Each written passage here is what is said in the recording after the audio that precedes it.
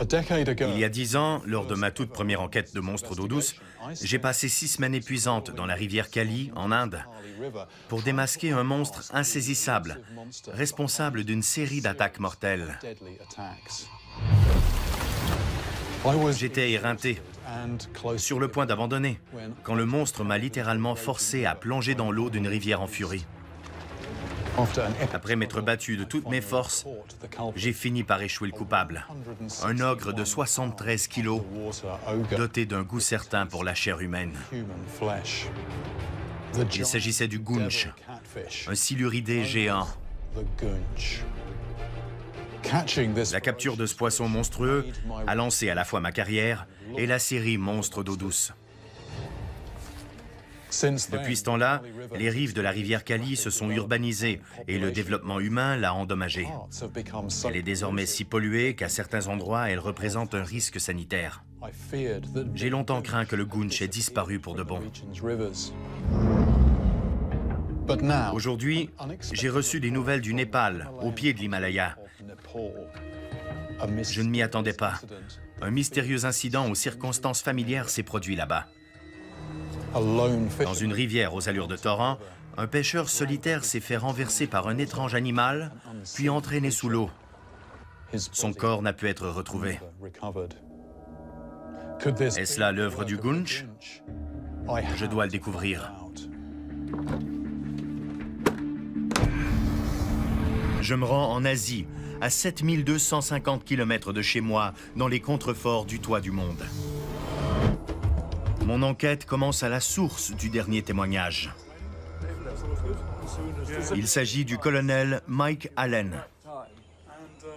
Mike a servi 40 ans dans l'armée, chez les Gurkhas, et autant de temps à pêcher les rivières népalaises. Comme moi, les monstres qui les hantent le fascinent.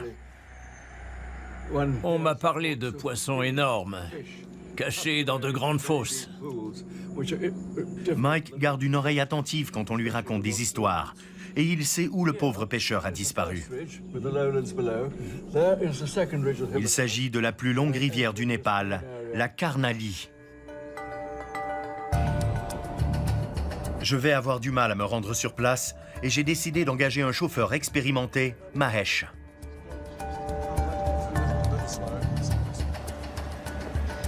Ce voyage m'emmène au pied de l'Himalaya. Les chutes de pierre et les glissements de terrain sont monnaie courante. Cette chose qui ressemble à une route est ancrée dans une pente très instable. Tous les ans, lors de la mousson, d'énormes pans de montagne s'effondrent et se retrouvent dans la rivière en contrebas. Mahesh m'avertit. Le grand tremblement de terre de 2015 a dévasté un grand nombre de routes. Regardez ces blocs, ils font la taille d'une maison. Au point où nous en sommes, je me demande si on va réussir à passer.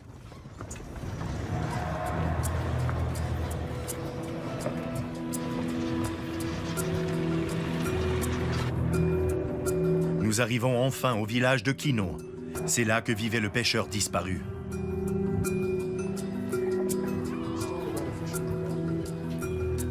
Au village, on connaît l'affaire. Y a-t-il quelqu'un qui en sache plus là-dessus? Merci.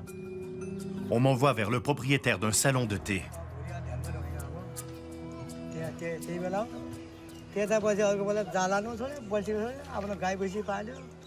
Nawal pêchait sur la Karnali avant. L'homme qui a disparu était son ami. Il accepte de me parler de ce qui s'est passé. Pouvez-vous m'expliquer ce qui est arrivé à votre ami? Ce qui s'est passé? Au fur et à mesure que je pose mes questions, je comprends peu à peu ce qui est arrivé. L'incident a eu lieu un peu en aval du village, à un endroit populaire parmi les pêcheurs. Ali, fort de nombreuses années d'expérience, pêchait à l'araignée, un filet qu'on lance dans l'eau peu profonde. La pêche n'était pas bonne ce matin-là. Et quand les autres pêcheurs ont renoncé, il a décidé de s'acharner. On ne l'a jamais revu.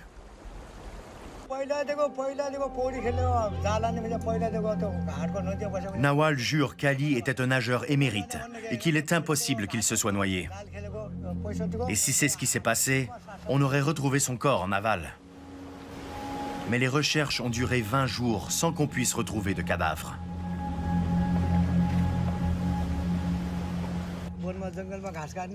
Les villageois en sont venus à une conclusion commune. Quelque chose s'est emparé d'Ali.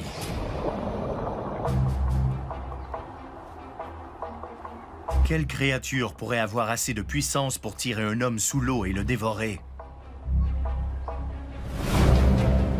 Un gros spécimen de Gounch possède la force nécessaire pour se charger d'un cadavre. Mais j'ai du mal à l'imaginer s'en prendre à un homme qui se débat. Je ne dois pas sauter trop vite aux conclusions. Il faut que j'envisage la possibilité qu'un autre prédateur soit impliqué.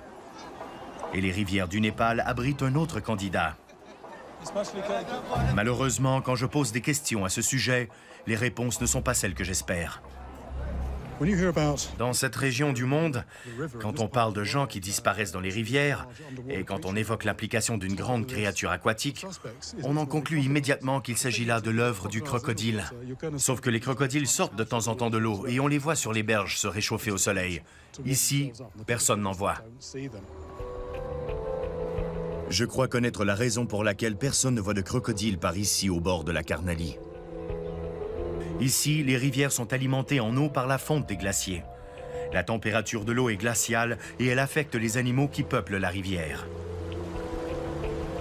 L'eau de couleur grise, teintée par les rocs réduits en sédiments, me dit que l'eau de fonte des glaciers reste froide toute l'année.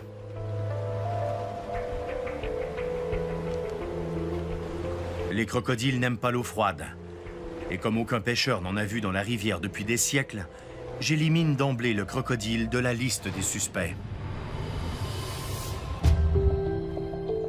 Il doit bien y avoir d'autres animaux assez forts pour saisir un homme et l'entraîner sous l'eau. Quels sont-ils? J'ai d'autres questions à poser à Nawal. Est-ce qu'il était proche de la rive? Cette fois, Nawal en révèle un peu plus. Il y a eu un autre incident dans la même zone, quasiment similaire au premier. Et la victime n'est autre que Nawal. Il y a de cela quelques années, Nawal pêchait avec quelques amis. Il connaissait l'endroit pour y avoir déjà pêché. Soudain, un très gros animal se prend dans le filet de Nawal. Il essaie de s'y accrocher, mais il se fait emporter avec l'engin.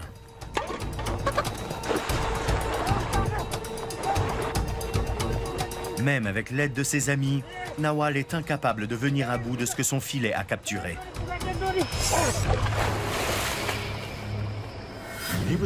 Il s'est fait tirer dans le courant sur une centaine de mètres.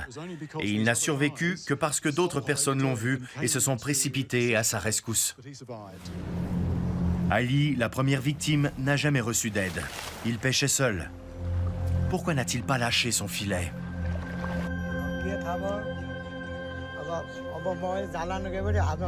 Nawal m'apprend alors que les pêcheurs nouent leur filet araignée autour de leur poignet pour ne pas le perdre. Ce n'est pas dangereux en temps normal, mais si le filet capture quelque chose de gros, le pêcheur devient une marionnette.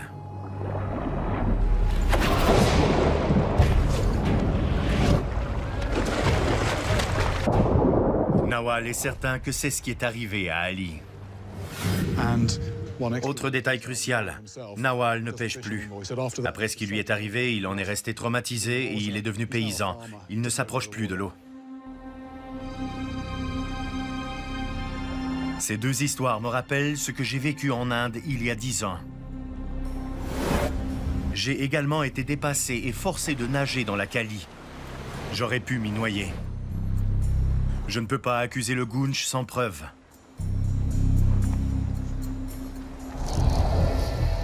Il pourrait y avoir d'autres suspects sur la Karnali. C'est une grande rivière qui descend tout droit de l'Himalaya pour se jeter dans le Gange.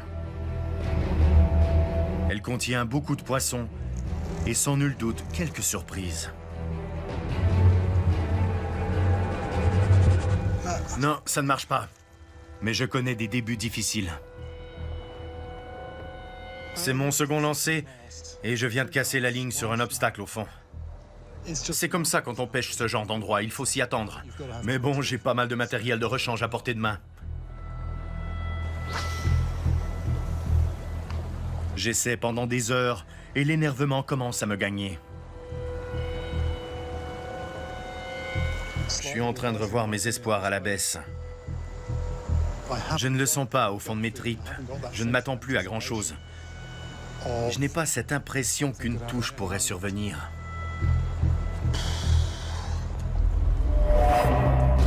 Je change de canne et de méthode pour au moins me donner la chance de prendre quelque chose. Oui, oui, oui, oui, oui! Oui!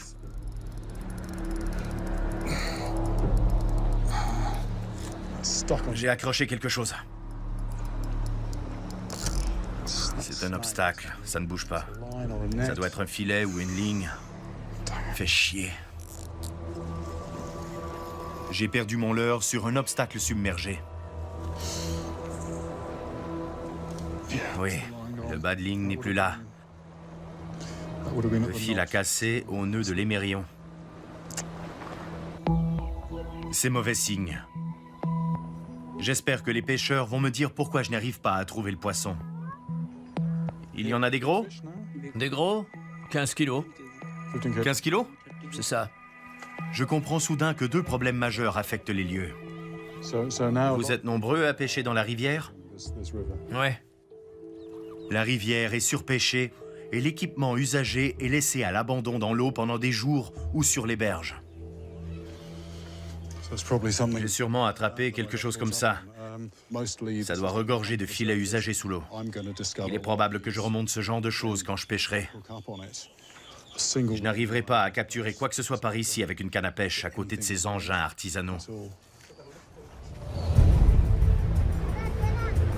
Il me faut trouver une zone dépourvue de filets et de lignes de fond pour pêcher correctement. Un endroit où beaucoup moins de gens pêchent. Au cours de notre entretien, le colonel Mike m'a parlé d'un endroit où il a lui-même pêché. En aval, il y a la Babaille. La rivière Babaille est isolée et difficile d'accès. Elle est donc moins fréquentée par les pêcheurs. Je l'observe d'un belvédère. La Babaille a l'air sauvage et peu habitée. La Carnalie m'a déçu et j'ai hâte de pêcher dans les eaux turbides de la Babaille.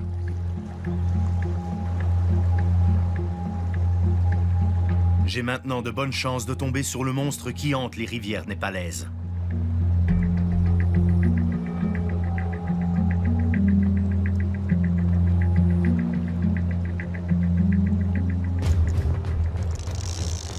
Oui, quelque chose tire.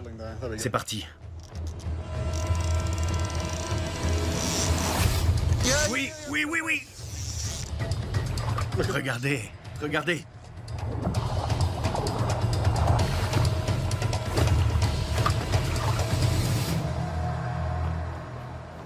C'est un massire. La première chose que je dirais de ce poisson, c'est qu'il est beau, avec ses grandes écailles dorées et son corps fuselé. C'est ce poisson-là que les éminences britanniques pêchaient quand l'Inde était encore une colonie. Ces poissons dépassent les 45 kilos. Et on dit que les pêcheurs en ont relâché qui pesaient quasiment le double. J'ai déjà pris un grand massire d'une trentaine de kilos. Et je peux vous assurer qu'un énorme spécimen pourrait facilement emporter quelqu'un s'il était pris dans son filet. Même s'il n'en a pas l'air, c'est un prédateur à la bouche musclée, protractile, qui aspire les particules qui se trouvent au fond de l'eau.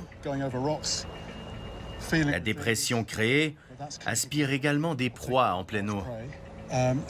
Il possède des dents pharyngiennes qui se trouvent dans sa gorge, pas à l'avant. Un énorme massire est un adversaire formidable. J'aimerais savoir quelle taille ils peuvent atteindre par ici pour voir s'il faut les considérer comme des suspects. La Babaille mérite qu'on se penche sur son cas. Je ne peux pas conduire plus en aval. Il me faut un bateau pour la descendre. En me promenant dans un petit village, je tombe sur une criée et j'en profite pour regarder les poissons.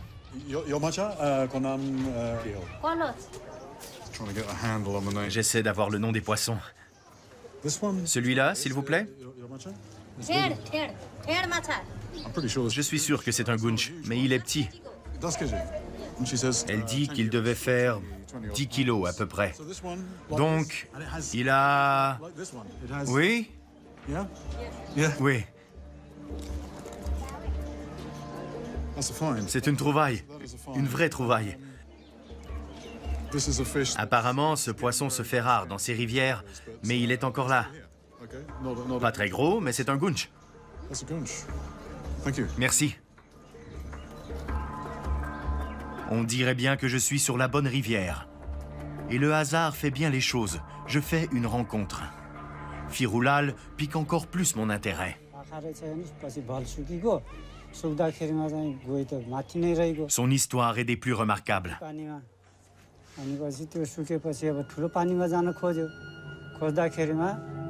Il y a quelques années, Firulal se promenait au bord de la rivière.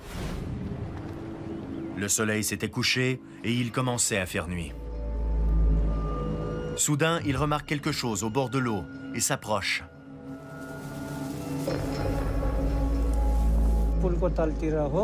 Il n'arrivait pas à voir de quel animal il s'agissait. Mais il était grand et à moitié immergé. Firulal s'imagina qu'il était mort. Il avait tort. Il a fallu qu'il s'arrache à son étreinte. C'était là.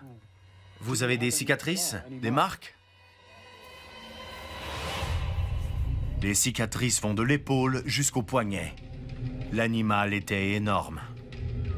Quand je lui demande par quel animal il a été attaqué, il me répond dans son dialecte qu'il s'agissait sûrement d'un crocodile. Mais quelque chose cloche. Si ça avait été un crocodile, soit il se serait fait arracher le bras, soit il n'aurait pas été là pour en parler. Ou alors, il aurait eu des trous monstrueux dans le bras. Et j'en ai vu des morsures de crocodile. Ça, c'est autre chose. Il faut que je découvre quel animal l'a attaqué. Firulal a vécu ce cauchemar en aval du village, dans un parc national où la présence humaine est proscrite.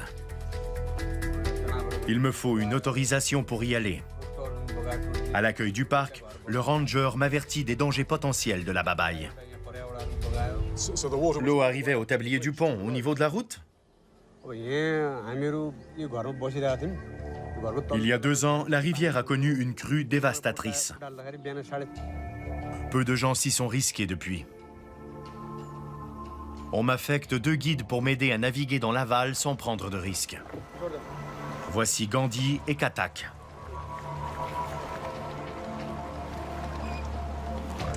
Ils m'expliquent que la rivière est une succession de gorges écumantes entrecoupées de grandes fosses plus calmes.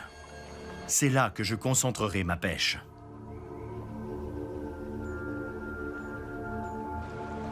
C'est un bon endroit pour pêcher. Oui, je vais essayer ici.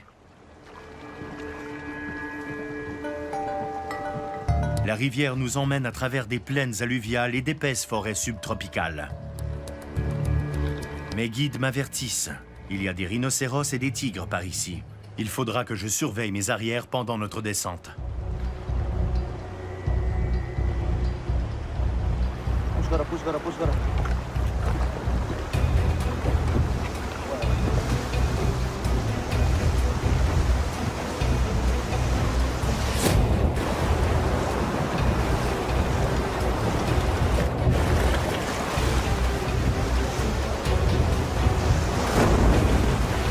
Gandhi et Katak, chaque descente de la babaille est une épreuve, car le cours de la rivière change constamment. La rivière connaît des crues tous les ans. Et tous les ans, son lit se refait. Parfois, les changements sont spectaculaires. La dernière grande crue a aussi changé la topographie des fosses et déplacé les poissons. Je vais avoir du mal à traquer les suspects. Ah oui, d'accord. J'ai hâte d'arriver à l'endroit où Firulal s'est fait attaquer. mais mes guides me conseillent de m'arrêter pour la nuit.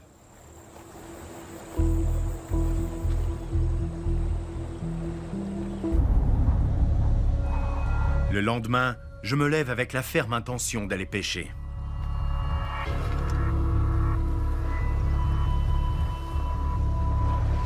Qu'est-ce que c'est que ça? Des traces de crocodiles indiquent que l'eau s'est réchauffée par rapport à la Carnalie. Les crocodiles peuvent donc être suspectés par ici. Cependant, les cicatrices de Firulal ne ressemblent pas à celles que laisse une attaque de crocodile. Elles ont été faites par un monstre à la mâchoire moins large. Comme un Lépisosté alligator, un poisson que je connais bien. J'ai réussi à mettre la main sur ce monstre préhistorique. Mais le Lépisosté ne peuple pas l'Asie. Il y a forcément autre chose dans l'eau.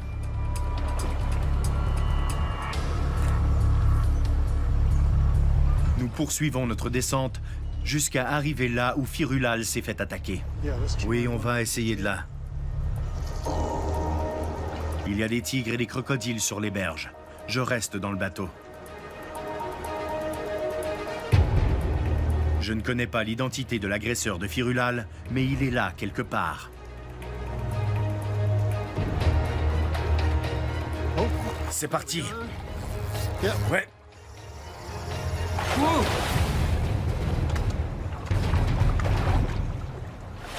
Le voilà. Je n'ai pas d'épuisette, je vais devoir me débrouiller sans.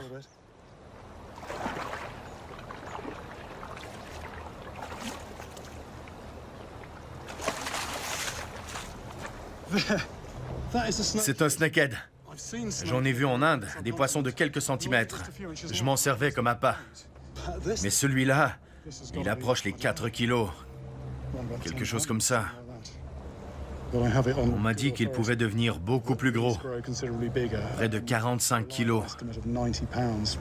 Et un poisson de cette taille, capturé au filet, pourrait vous emporter sous l'eau. Je ne ferai pas l'essai de lui résister. Un gros snakehead aurait pu se trouver derrière les incidents de la Carnalie. Mais alors, qu'est-il arrivé à Firulal, ici, sur la Babaï? C'est l'un des rares poissons qui s'en prend à l'homme en sachant qui il est. Ce n'est pas à cause d'une mauvaise visibilité, ou d'une méprise, ou d'un réflexe. Ce poisson est d'une agressivité sans égale. Je vais enfiler mon gant en Kevlar pour voir ses dents. Beaucoup de prédateurs avalent leur proie en entier. D'autres, comme les piranhas, découpent des bouchées. En observant les dents, on peut comprendre leur façon de faire. Ces dents induisent en erreur. Elles ne sont pas faites pour agripper. Ce sont des aiguilles.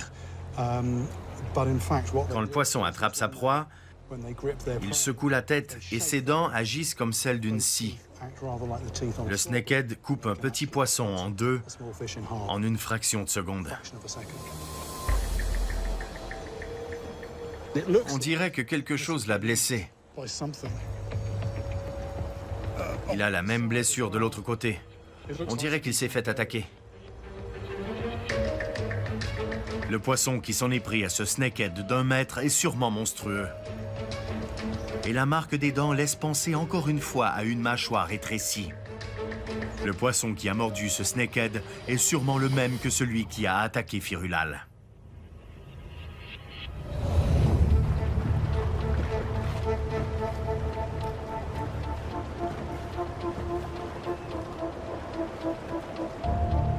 Nous descendons une demi-heure de plus quand je remarque soudain une silhouette sur la berge. Je décide d'aller voir.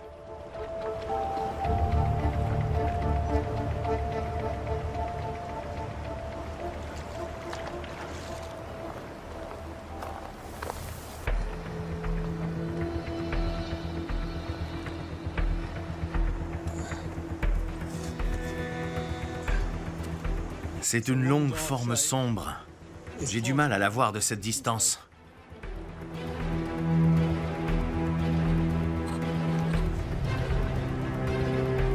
La créature sort de l'eau. Ce n'est pas un crocodile. Le bout du museau bombé sur sa fine mâchoire ne fait aucun doute. J'ai du mal à en croire mes yeux. C'est un gavial, le monstre d'eau douce le plus rare qui soit. C'est l'un des prédateurs les plus rares au monde. Il en reste à peine 200. Je suis assez près pour voir la taille de l'animal. Il fait presque 3 mètres. Je vois aussi ses dents. Et même si les scientifiques ont depuis déterminé qu'il ne se nourrissait que de poissons, mon adrénaline est tout de même bel et bien là. C'est la rencontre d'une vie. La chasse et la raréfaction des habitats naturels du gavial en ont fait une espèce sur le point de s'éteindre. Elle est maintenant protégée. Je n'ai aucun doute, le gavial est l'animal qui a attaqué le snakehead. Mais le gavial est-il responsable des attaques sur lesquelles j'enquête? Il est temps de compiler les données. La liste des suspects que j'ai réunis jusqu'à présent contient de sérieux candidats, mais rien ne semble pour l'instant les accabler. Le massir peut devenir énorme, mais je n'ai pas vu de gros spécimens au Népal. Le snakehead peut infliger de profondes blessures, mais je ne le crois pas assez agressif pour tuer quelqu'un. Le gavial est assez grand, assez fort et assez armé pour être vraiment dangereux. Sa mâchoire est plus étroite que celle d'un crocodile et je crois que c'est l'animal qui a blessé Firulal.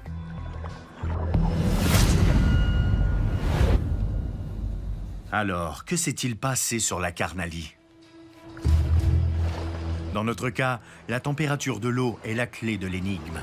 Elle est trop froide pour les crocodiles et le gavial ne peuple pas non plus la Karnali. J'ai essayé d'être ouvert d'esprit, mais tout semble indiquer que l'animal qui m'a attiré ici fait de nouveau parler de lui. C'est sûrement le monstre le plus mémorable de toute ma carrière de pêcheur. Le goonch. Le goonch m'a emporté de la berge où je me trouvais de la même façon qu'il a emporté Nawal. Et comme ce poisson apprécie la chair humaine, cela expliquerait pourquoi le corps d'Ali n'a jamais été retrouvé. Le goonch possède le mobile et les moyens, et je le sais capable du pire. Il est désormais mon principal suspect. Il y a 10 ans, j'ai passé 6 longues semaines à traquer un énorme goonch. Et ces animaux sont maintenant encore plus rares. Il va falloir étudier ça de près. Mon journal datant de la première expédition détaille la profondeur des fosses, le courant et les conditions qui ont mené à cette première capture. J'espère que ces connaissances gagnées à la dure me permettront de repérer le poisson par ici.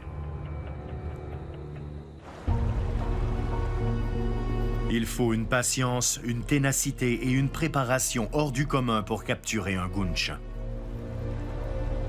Il est un peu faisandé, mais c'est un avantage. Car avec les poissons comme le goonch, ça les aide à trouver l'appât. Ils ne sont pas regardants sur la fraîcheur.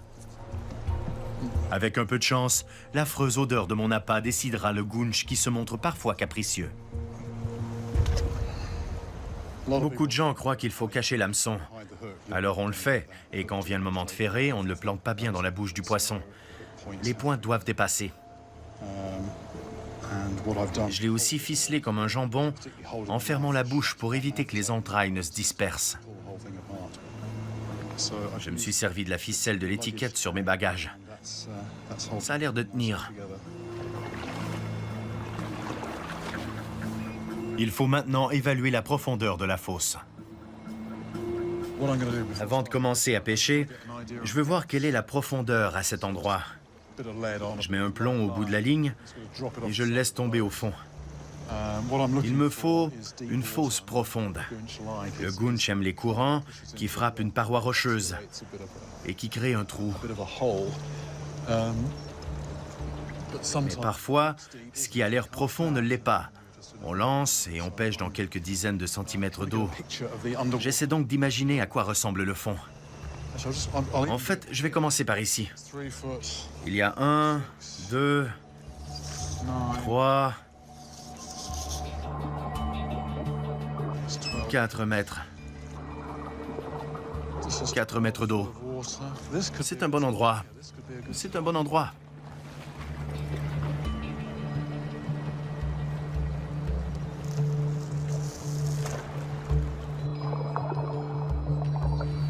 Le goonch se sert de ses barbillons pour détecter une proie potentielle. La morsure de ses mâchoires ne sera peut-être pas le premier indice de sa présence. Le goonch inspecte souvent ses proies et on sent une sorte de sensation métallique, une sensation de frôlement. Difficile à décrire. Et la ligne bouge légèrement. Il faut une concentration incroyable pour pêcher ce genre de poisson, et l'expérience est précieuse. C'est la pêche que je préfère. Tenir une canne et sentir le fil sous mes doigts. C'est fou la quantité d'informations qu'on récolte.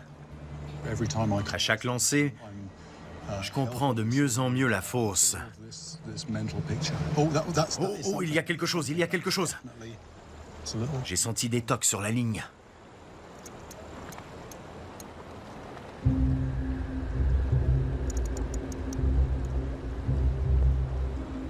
Mais ces tocs discrets sont la seule chose que ma ligne enregistre des heures durant.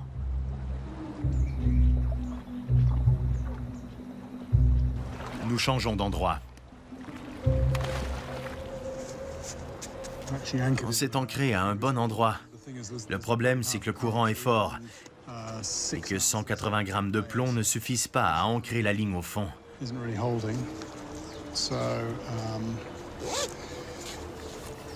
Je vais me servir de cette pierre. Je n'ai pas l'intention de la lancer, mais de la lâcher à côté du raft. L'idée, c'est qu'en cas d'accroc ou de touche, le brin cassant se rompe. Voilà l'appât, et la ligne passe dans cet émerillon. Le poisson ne sent aucune résistance car la ligne coulisse. Il ne sentira pas le poids de la pierre. Même s'il y a du courant en surface, il y a des chances qu'il se calme en profondeur et qu'il y ait des cachettes. Il faut que je présente mon appât ici et que j'essaie d'empêcher que le courant ne le déplace.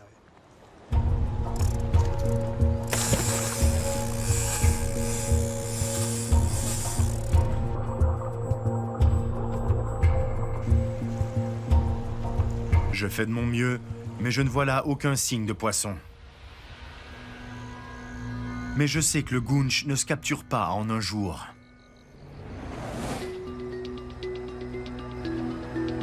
Je passe une semaine complète à pêcher, heure après heure.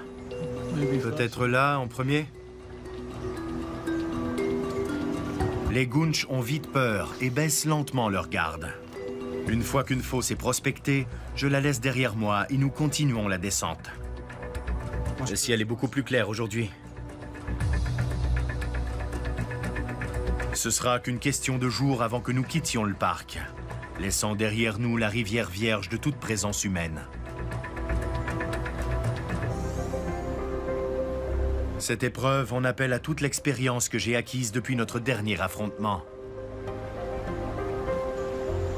J'ai pêché à plein d'endroits, dans plein de pays différents. Et tous ces poissons capturés m'ont apporté leur part d'informations. C'est ma façon de faire.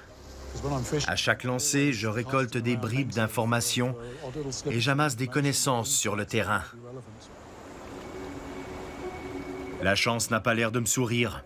Et je commence évidemment à comparer cette expérience avec ma première expédition pour trouver le goonch. Suis-je un meilleur pêcheur aujourd'hui? Je n'en sais rien. J'ai peut-être plus confiance.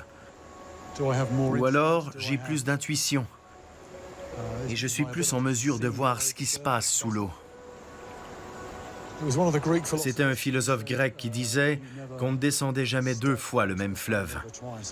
Je pourrais m'en inspirer pour dire qu'on ne lance jamais deux fois au même endroit. Le fleuve change, et nous aussi. Seule une chose compte maintenant. Je suis déterminé à capturer ce poisson. Je vais pêcher en continu.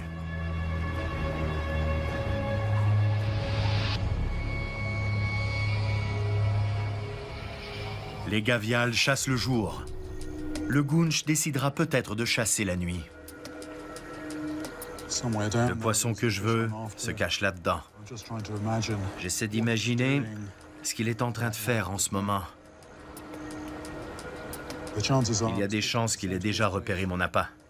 Quand on est un gros poisson rusé, on finit par se dire que c'est trop beau pour être vrai. Il y a un hic. Et les poissons le font souvent, je les ai vus faire. Ils vont réfléchir, on sent qu'ils pèsent le pour et le contre. C'est la faim contre la crainte. Et quand on fait les choses comme il faut, la crainte finit par s'envoler.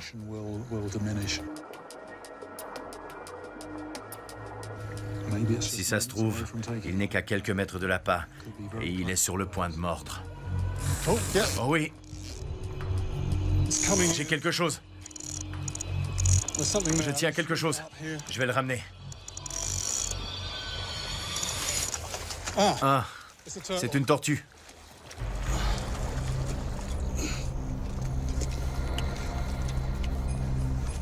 Il faut faire attention avec cet animal.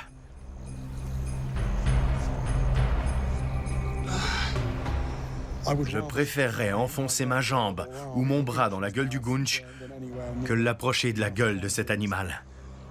Si vous vous faites mordre par une grosse tortue qui peut étirer son cou, ses mâchoires fortement musclées feraient une bouillie de votre main. Vous auriez une sale cicatrice. J'essaie d'ailleurs de mettre les mains hors de portée de sa bouche, parce qu'elles ne sont pas loin. Regardez, elle me regarde. Ce n'est pas l'animal que j'espérais, mais cette tortue ne me déçoit pas. Quand j'ai capturé mon énorme gounch, j'ai pris une tortue comme celle-là dans la même fosse. Celle-là pèse 3 ou 4 kilos. J'en ai eu une de 90 kilos. Une tortue, c'est bon signe.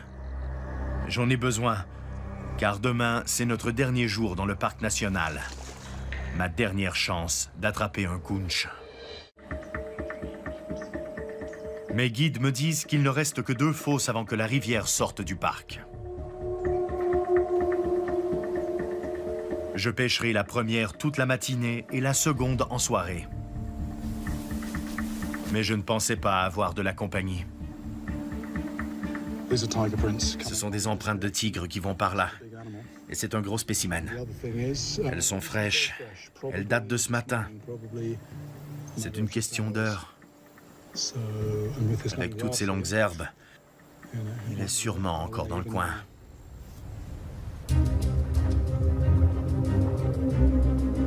Il est hors de question de pêcher avec un mangeur d'hommes à proximité.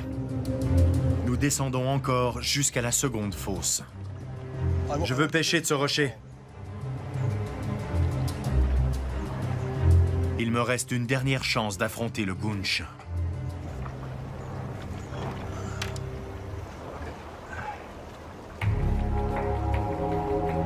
En lançant du haut du rocher, j'éviterai d'accrocher la ligne dans ce gros roc submergé.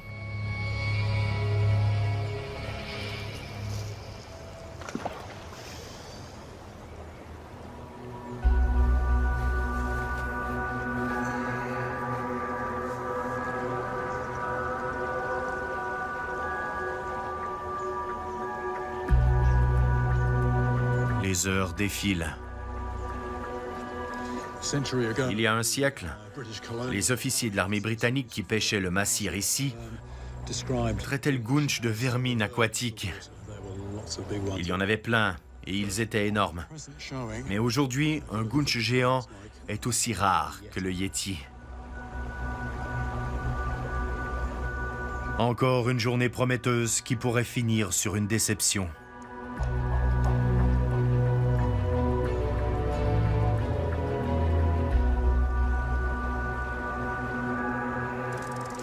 Oh, c'est parti. J'ai senti le fameux toc sur ma ligne.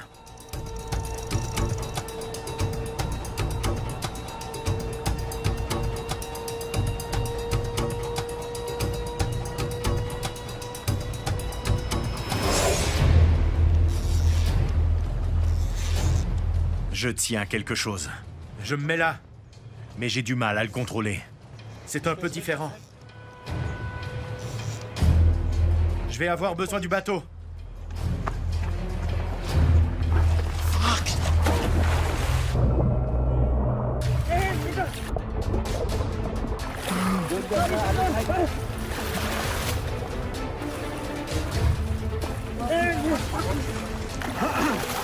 Le poisson est encore au bout, mais je risque de le perdre.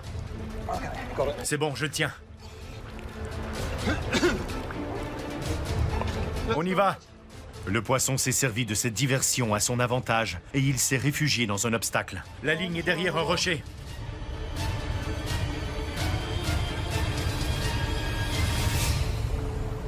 Merde. Je l'ai perdu. Je l'ai perdu.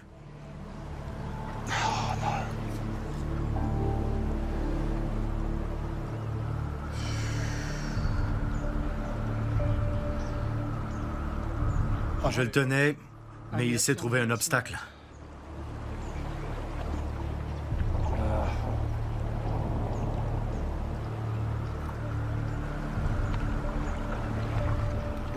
Encore un rocher au mauvais endroit.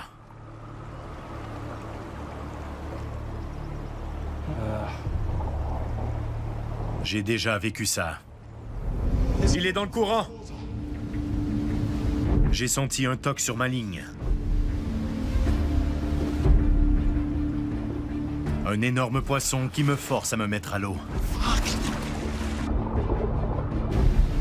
En dehors de mon élément, l'équilibre est précaire. Cette fois-là, j'avais gagné. Aujourd'hui, j'ai perdu.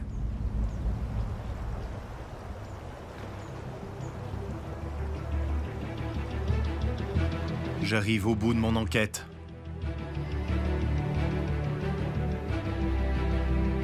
Je sais maintenant d'expérience qu'un gounch s'en est pris à Nawal et à Ali.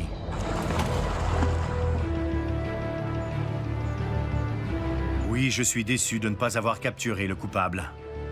Mais c'est peut-être la bonne fin pour l'histoire du plus valeureux de mes adversaires. Après avoir passé 9 ans à attraper toutes sortes de monstres d'eau douce dans le monde entier, je trouve approprié que le gounch me rappelle qu'un pêcheur peut échouer.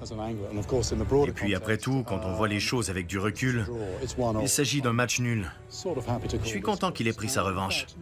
D'ailleurs, je ne pêche pas toujours pour trouver un poisson, mais pour avoir une réponse. Et je l'ai trouvé.